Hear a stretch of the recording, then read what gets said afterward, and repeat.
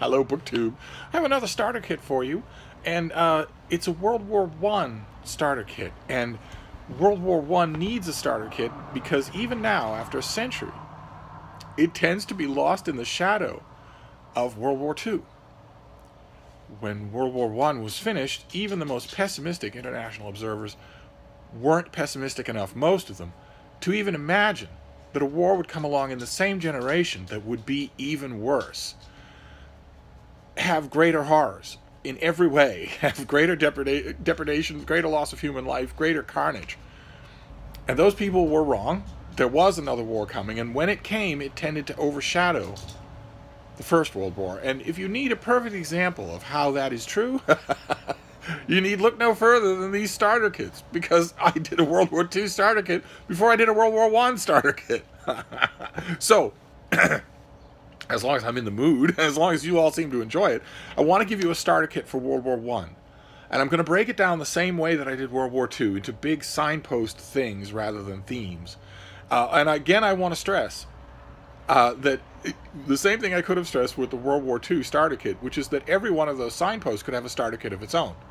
This is an enormous, enormous subject, and an enormous amount of great stuff has been written about it. But I want to just go through the basics here and give you a few alternatives. And once again, I will try to remember to note them all down below.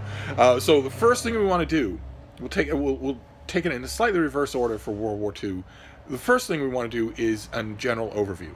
If you want to start with a general overview, I had emails from a great number of you saying, yeah, you like the World War II starter kit, but shouldn't the overviews have come first?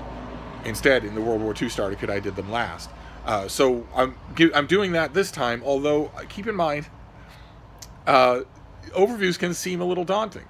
They can also bombard you with a large amount of facts and a large amount of details. Sometimes, in order to make word count or in order to make a contract, too many details. Keep in mind, I often suggest just do an encyclopedia entry, just do the Wikipedia entry for the larger subject. That'll take you 20 minutes to read as opposed to a whole book.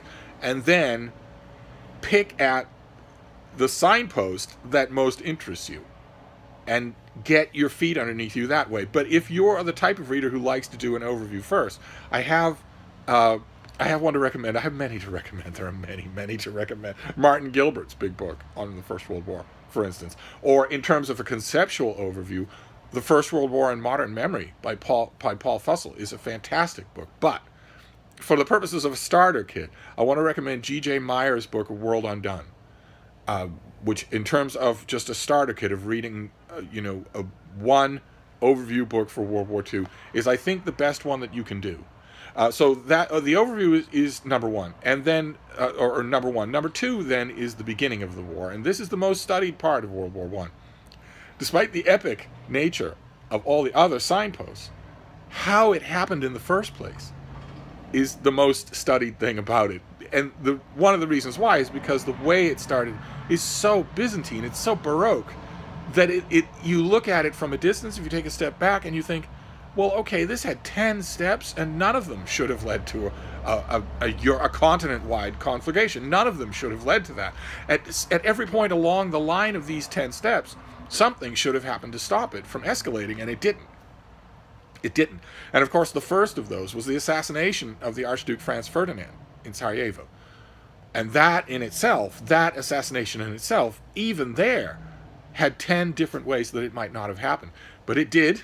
It did happen, and he did die, and that set in motion a chain of events so unlikely and so elaborate that in a matter of weeks, the whole of the Western world was at war. If that's the signpost that you want to start with, and I know a lot of people who've got into studying World War I by studying how it started, then the one that I want to recommend is something that I've mentioned on this channel before. It's Christopher Clark's book, The Sleepwalkers.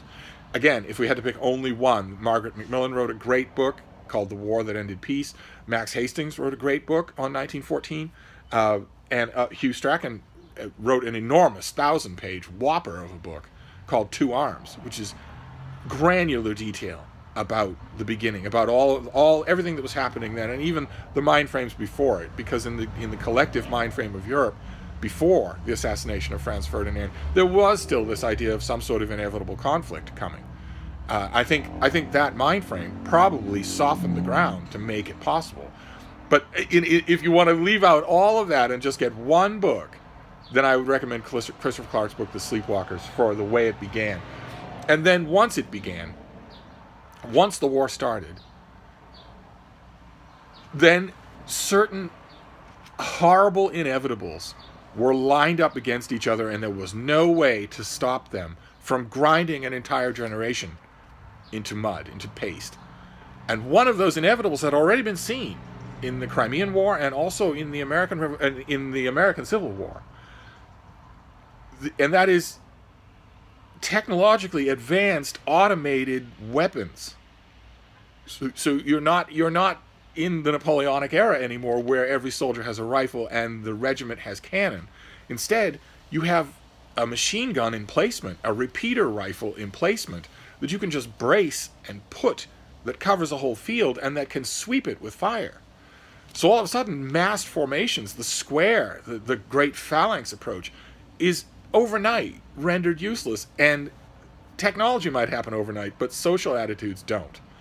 And in World War I, you see those two things coming into merciless conflict with each other, because you have the armies on both sides fighting battles as if they did not possess the weapons that they knew they had. So you have carnage, the like of which the world had never seen in terms of its technological inevitability, in terms of the fact that suddenly war in the old sense was not possible, and suddenly you had vast stretches of no man's land with barbed wire and trenches, because nothing could live, nothing could go up and fight. Men couldn't clash on those fields. They weren't battlefields anymore. And because of those inevitabilities, because you have, this massive new weaponry without any actual new concentrated way to fight against it, because the Air Force was in its infancy, tanks and armor was in its infancy. Because of that, the war immediately settled into, and its histories have settled into, a series of horrific battles. So in any starter kit for World War I, a number of signposts are going to be battles. And again, if you want a way in, if that's the way that I advocate that you master a larger subject in history or biography or whatever it is to find something specific, master that in the course of a year, and then move your way out from that into bigger and bigger concentric circles until finally you get the whole thing. A specialist is someone who doesn't move beyond that. And a dabbler is someone who doesn't ever go into specifics like that. And I advocate just the full adventure of reading history. So if you're one of the type of people who wants to get into this through battles, I'm afraid I have quite a few to talk about. There are our next few signposts. The signature battle is the Battle of the Somme. And for that, I would recommend Hugh Sebag-Montefiore's book, which is big, very detailed, very invitingly written, and just came out. I'm trying to find it on my shelf. It just came out comparatively recently, so it should still be in your libraries. Then Passchendaele. There's a great classic account, probably by now 70 years old, something like that. It's Leon Wolff's In Flanders Field. And again, with something like this, you probably want to go over an encyclopedia or Wikipedia article first. But then once you do that, Leon Wolff's prose is beautiful. So I'm going to recommend In Flanders Field on the strength of that. Then Verdun, the Battle of Verdun, has a great book, The Price of Glory, by Alistair Horne. So I'm going to recommend that for Verdun, although again, I would recommend that you familiarize yourself with it first. Then the Battle of Jutland, which was one of the greatest naval battles in the history of the world, and is largely forgotten today, in large part largely forgotten by the general reader of history, because in this, as in every other way, the Second World War surpassed it. The Second World War was largely a naval war, and huge chunks of it were naval.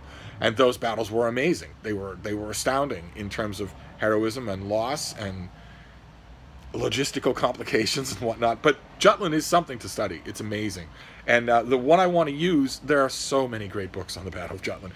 The one I want to use has Jutland as its centerpiece, its narrative centerpiece, but it also covers a lot more of the naval war than just that in the First World War. And so it's really interesting, and it's also fantastically written. And it's an author we've seen here before, Robert Massie, who wrote a book called Dreadnought about the escalation, about that mind frame that I mentioned earlier, about people thinking we need to escalate our navies and our armies because something is coming. And Robert Massie wrote a book called Castles of Steel that has Jutland as its center point, but it's about the whole of the naval war, and I really, really recommend it. He's such an inviting writer. And the last of the battles is not any one particular thing. It's more of a front, and that's the Eastern Front. And some of you will already know one of the books I'm going to recommend, because I had him on the mind. I had Norman Stone. He's a fantastic writer, and I had him on the mind for the Second World War, because he wrote a quickie one-volume history of the Second World War that I think is quite good, quite memorable, very readable. And I got my wires crossed and named him for the Second World War, when really the book I wanted you to read is his account of the Eastern Front in the First World War, which is called the Eastern Front, and which is amazing. As an introduction, as a very smart, comprehensive introduction to the Eastern Front of the war, which is, if World War II exists in the shadow of World War I, if World War I exists in the shadow of World War II, then the Eastern Front is commensurately lost in the shadow of World War I in the West. So it's worth studying. Also, there's a historian, Prit Bhattar, who he's done a series of books on the Eastern Front in World War I. The first one was called Collision of Empires. All of his books are really, really good, but I can recommend them, but they're not really for starters. They're not really for a starter kit. I think he is probably doing the best work that's ever been done on the subject, but if you don't know anything about the subject or about World War I in general, I don't know what you'd get out of picking up even Collision of Empires, which was generally reviewed. But anyway, those are the battles. There's the Somme, there's Verdun, there's Passchendaele, there's the Eastern Front, there's Jutland. And then we want to move on to the end of the war and its aftermath. And the book on the diplomatic end and aftermath of the war is by the aforementioned Margaret MacMillan, Paris 1919, which was a bestseller for her, good for her. It was it's a favorite with book clubs, tremendously readable, very good book. And I want to recommend that for the diplomatic aftermath, but when it comes to World War I, you also have to recommend something for the non-diplomatic aftermath. World War I had an aftermath that was far more deadly and, I would argue, world-changing than the war itself. And that was the Spanish flu epidemic of 1919 that killed more people than the war and changed the nature of societies in a way, in a fundamental way that there have been many, many books on the great the great flu pandemic. The one I want to recommend is Pale Rider by Laura Spinney. There are a great many books on the subject, and a great many of them are very good. But in terms, again, if we're talking about a starter kit and we're talking about reading just one, for now, I would recommend that one. And keep in mind, I will list all of these below. And then once you're done with the war and you're done with the diplomatic aftermath and the societal and medical and aftermath, there's another kind of aftermath to World War I. World War I has become famous for it in a way that I would argue World War II has not, and that is the literary aftermath of the war. World War I, keep in mind, was the end point. It was this blood-soaked, carnal end point to the greatest literary generation in the history of mankind. The Victorian and Edwardian era came to its end with World War I. That was the stopping point. Most of the young men of the generation died or were scarred mentally or physically. And the ones who weren't, the young men and women who weren't, the older men and women who weren't, were still part of that earlier generation that was spectacularly literary, spectacularly creative. In my mind, it makes the First World War all the more tragic. Wars are tragic anyway. But that this war should happen then. I always just think, what would the Edwardian era have been like if it had continued? But anyway, one of the longest shadows that the First World War cast is its literature. There are whole college courses that are devoted to this alone. And I know the first thing that's going to come to most people's minds when we talk about the literary aftermath of the war is the poetry. there are volumes and volumes, whole libraries of World War I poetry. I myself have never found that poetry to be quite as good as its votaries say, as its fans call it. So on my list of starter kit literary things, I'm going to leave you to figure out the poetry on your own. I want to list 4 things. I'm also going to leave off the bigger and well-known things, the Ernest Hemingway, All Quiet on the Western Front. I want to name 4 works that I know it's kind of flies in the face of a starter kit to recommend 4, but when it comes to the literary aftermath of the First World War, there's no way to limit it to just one book. So I'm gonna name 4 for you in terms of their invitingness, in terms of, again, a starter kit where you go into them as a beginner and like them, where they move you regardless of what you know or don't know. And the first of those is Goodbye to All That by Robert Graves, oft reprinted, a classic in its own right, and very, very good. Graves is largely in the shadow of desuetude now. He's mostly known, I guess, distantly for I, Claudius and Claudius the God, but most of his other work is gone, and except for Goodbye to All That, which, so I strongly recommend it. Another thing I would recommend is Ernst Junger's Storm of Steel, a soldier's narrative that is part of Penguin Classics, so you should be able to find it. And then, in my opinion, the 2 greatest works of prose to come out of World War I, to be in some way generated by World War I. The first one is A Testament to Youth by Vera Brittain. A Testament of Youth is heart-wrenchingly eloquent, just an amazing work. And the second one, perhaps the greatest work to come out of the war, certainly one of the greatest nonfiction works of the 20th century, and that is 7 Pillars of Wisdom by Lawrence of Arabia, which is set in a small corner of the First World War, a corner that is small enough and far enough away from a starter kit so that it wasn't even part of my signposts. It's just, it's a side theater that happened to produce a great work. So I strongly recommend that you read 7 Pillars of Wisdom. I would recommend that even if we weren't talking about World War I. And then the last thing we want to do for this World War I starter kit is the same thing as we did in World War II, and that is biographies. Because once again, there are figures, gigantic figures. Once again, I'm going to limit it to 4 figures. And the first of those is David Lloyd George.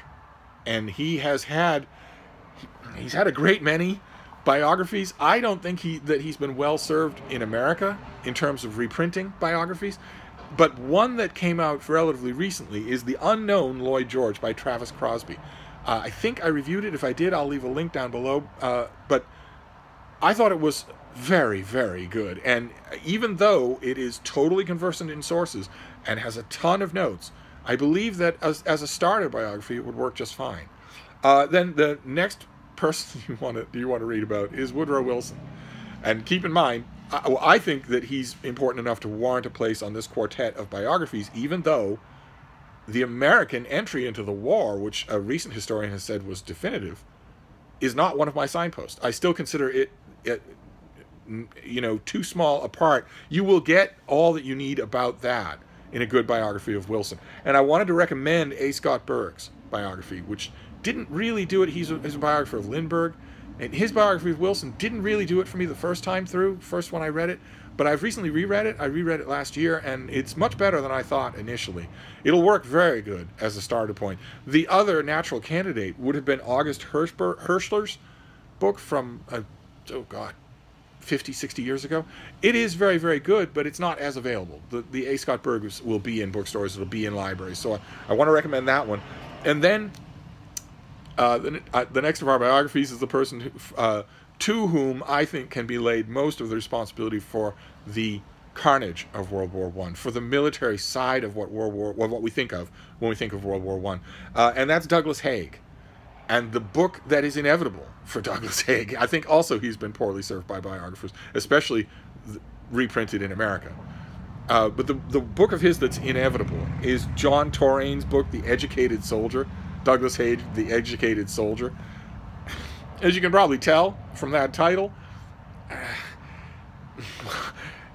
I want to recommend it. It's extremely well done. I also want to recommend Gerard de Groot's much older biography of Douglas Haig. but I only as places to start if biography is your way to get into a subject. Not in this particular instance, because I really, really recommend the books, either one of them. I don't, in the sense that pick Haig's equivalent in World War II. There would be 10 books on that person, on that equivalent in World War II, and there aren't quite that equivalence for him that I can think of. But if you want to go into it with biographies, I'd recommend either one of those at least as a place to start, because you're already smart enough, right? You already know to go into biographies with your eye open. A biographer will come to a decision about what version of that person they want to write about fairly early on, and it'll be left up to you whether or not you trust that version. And then the last person, the last of the quartets, the last of the biographies that I want to recommend is the person. If I attribute to Haig the character of the war, a large part of the character of the war itself, then I attributed to this last person the fact that the war happened at all. I think if you had to lay the responsibility on for World War I on one person, in the way that we do for instance, World War II, the responsibility can be laid for World War II squarely on Adolf Hitler. If you're going to do that for World War I, and I believe you could, I believe you'd be totally justified to do it, that person is Kaiser Wilhelm II. And he has had a definitive biography by John Rohl, a masterful 3-volume work that is, I highly, highly recommend it, but not for a starter kit, obviously. And John Rohl went and he took his 3-volume biography and made a concise life that is fantastic, just incredible. And I think I have Kaiser Wilhelm II written down here, but I think that's what it's called, A Concise Life. So I want to recommend that one, just in case biography is your way into the subject. And that is it. That is a World War I starter kit that came after World War II starter kit and in the shadow of World War II, because that seems to be the permanent fate of this war. And the only other thing I want to end with here, with the World War II starter kit, a lot of you are emailing me. Keep in mind, it's st.donahue@gmail. Email me anytime you want about anything you want. It doesn't have to be bookish. I'm online a lot, and I love hearing from you. But I got a lot of emails from people when it came to World War II saying, when it comes to a starter kit for World War II, I'm wondering about the DK, the Doreen Kindersley, those big illustrated hardcovers, a Smithsonian guide or a Historical Society guide or something like that to World War II, or in this case World War I. I also want to strongly recommend them. Absolutely, especially DK. The publisher DK, they do a volume on World War I think in conjunction with the Smithsonian Institution, and it's amazing. It's amazingly good. It is the book version of the Wikipedia article that I was talking about, so it's not the immersive feel of a big text like the 3 overviews we started with, and it's tons and tons of pictures and tons of graphs and easy to break down material like a Wikipedia entry, only in book form. So I very strongly recommend those as well. If you come across one of those, that is a perfect thing, not only to go through initially and soften your own ground and have that in hand, but also to have ready when you're reading through one of these books or anything more detailed. Have a big illustrated version like that ready to consult. That's always a great idea. Always. So that's it. That's a World War I starter kit. And a couple of you also emailed and said, oh, here, let me show you the sky. Isn't that lovely? See, a couple of you also emailed and said that you hoped that me doing a World War II starter kit meant that I was starting to like starter kits again. I very much am. I have the taste for it again. So I think we can count on it. I'm thinking a starter kit. This doubling up in a few days is too much, maybe, unless you tell me otherwise. But I think a starter kit every month would be a great idea. So one way or another, that's World War I. So we're now done with both of those. So we will move on. As usual, although this is a vicious autocratic dictatorship, I would love to hear from you what starter kits you would want next. If I get 20 people suggesting the same thing, of course that's going to be the next one I do. So anyway, I'm going to wrap this up for now. But I'll be back. Thank you, BookTube.